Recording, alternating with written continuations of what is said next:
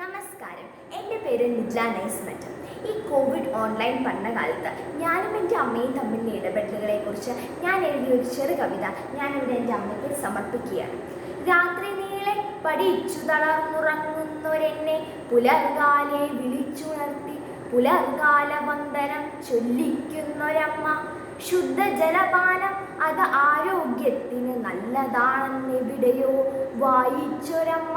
വേണ്ടെന്ന് ശഠിക്കുന്നൊരെന്നെ നിർബന്ധിച്ച് കുടിപ്പിക്കുന്നൊരമ്മ. മടി പിടിച്ചൊരെന്നെ വ്യായാമം ചെയ്യിക്കുവാനായി അധര വ്യായാമം ചെയ്ത് തളർന്നു പോകുന്നൊരമ്മ. ഒരിറ്റു കഞ്ഞിയിലൊതുങ്ങുന്ന സ്നേഹമല്ല എൻ്റെ അമ്മ, പിന്നെയോ അതുമായി നടന്ന് തളർന്നെന്നെ യുട്ടുന്ന വാത്സല്യമാണ് എൻ്റെ അമ്മ.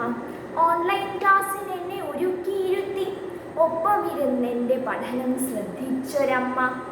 റേഞ്ച് പോകുമ്പോൾ എന്നോടൊപ്പം സഹതപിച്ചൊരമ്മ. വികൃതി കാട്ടും നേരം കടലായിരമ്പുമെങ്കിലും കടലോളം സ്നേഹം കാത്തുവെച്ചൊരമ്മ. എന്നെ ഞാനാക്കുവാനായി താനല്ലാതെ മാറിടുന്നൊരമ്മ. ഇതെല്ലാമാണ് ഈ ഇരിക്കുന്നോരെൻ്റെ അമ്മ.